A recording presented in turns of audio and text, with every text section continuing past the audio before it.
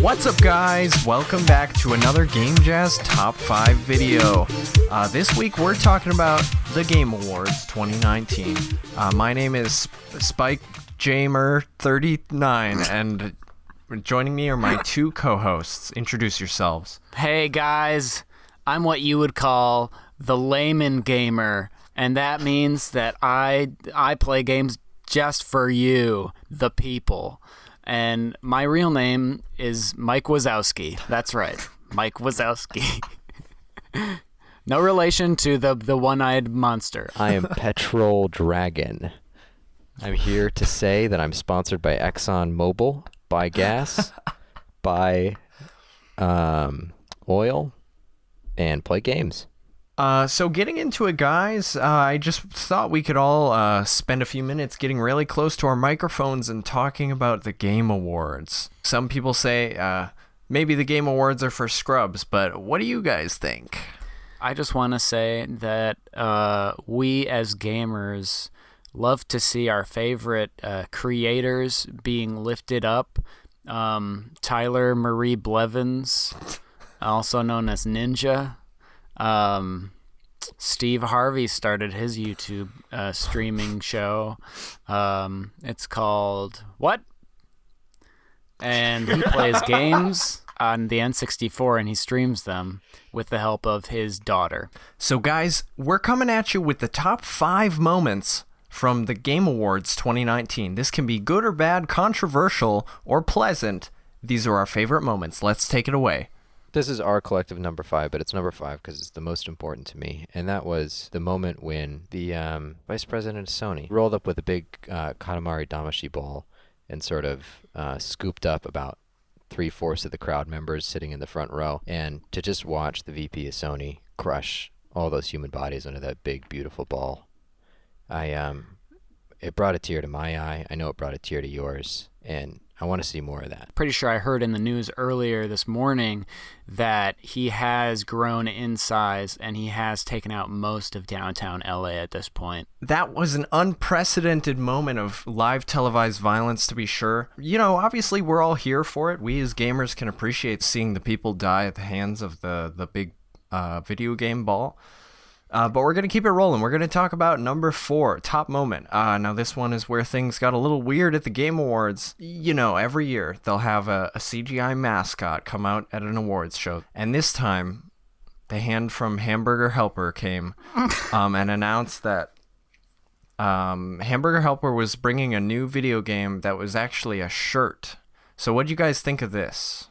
Well, now, the most amazing thing about it to me was the fact that you could, if you put this shirt on and then lifted it up, revealing your stomach, but put it over your head, there was a VR headset on the inside. Now, what did you think of the tasting component, where you sort of pull some of the shirt into your mouth? So let me explain that a little bit, because I was able to get hands-on after the show, or should I say mouth-on. You put the T-shirt over your head, you've got the display over your eyes, creating the VR headset, and then right at mouth level, and then you kind of suck in, and then you stick your tongue out, and within the game, that means it's done cooking. You'll hear a big ding, and the shirt goes, tasty. It's just incredible. This wouldn't happen in any other industry. And video games, the gamers showed up. They showed up for it. Yeah, and I just want to say I love how the gamers are kind of co-opting the Free Hong Kong movement as a way to be racist against other Chinese people. And that brings us to number 3. There was a massive Free Hong Kong protest in the audience. They were all wearing Jeff Keighley masks. Yes. So what was so disturbing about this is they were wearing Jeff Keighley masks and being openly racist toward Chinese people. Yeah. And now that's one of the factors of gamer community. Obviously, we take a good thing and we use that to cover up kind of the bad. And that's what we do all the time. We use the good to cover up the blatant sexism and misogyny the racism, the transphobia, and we saw it, proudly here on display tonight with some big racism. So what'd you think? I personally need to sustain myself by consuming nuance, and just this is not just what I live for, but what feeds and sustains me and keeps me alive. I'm 250 years old, and never before have I seen this on such a huge scale, and I just want to say that I'm grateful. And that's very good. And that brings us to moment number 2, and I really wanted to bring this to the table. It's when Jeff Keighley himself got up on stage. It looked like breakaway clothing, and he ripped it all off, and he had a body painting. He was fully nude. I'll visually describe this a little bit. I'll just start with his legs. Now, somehow they turned them into big tires. 2 big tires, and I don't know how they made it so convincing. And in the crotch region, it was just a big water droplet, and it looked very wet. Do you guys want to go into sort of what the rest of the body paint was? Yeah, the baby in the tank on him chest.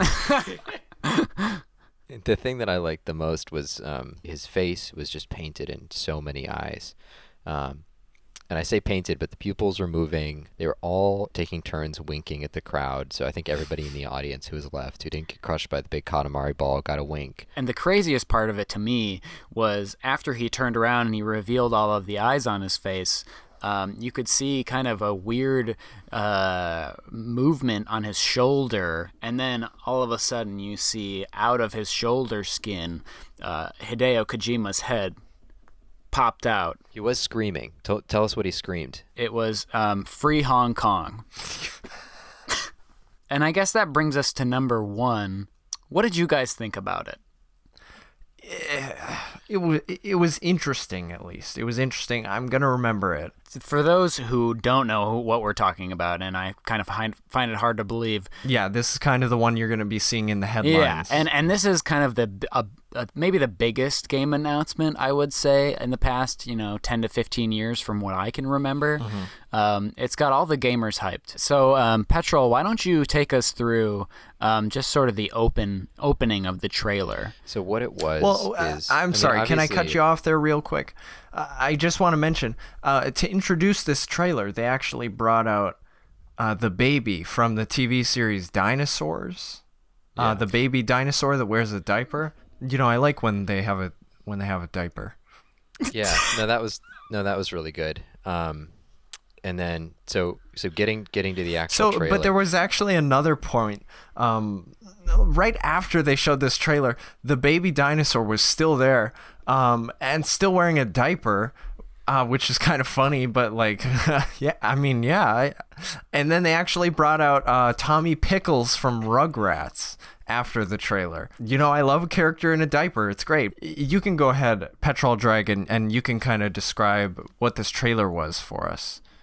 Okay.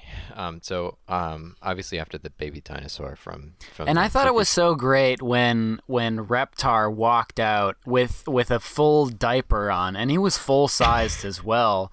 And he said, I made my diaper. And that brings us to the end. I hope you guys really liked our top 5. Thanks for joining us today. Yeah, thank you very much, gamers, for tuning into the GameJazz Top 5. Next time on the GameJazz Roundtable, we're going to be talking about the best flavors of gaming buttons. Stay tuned.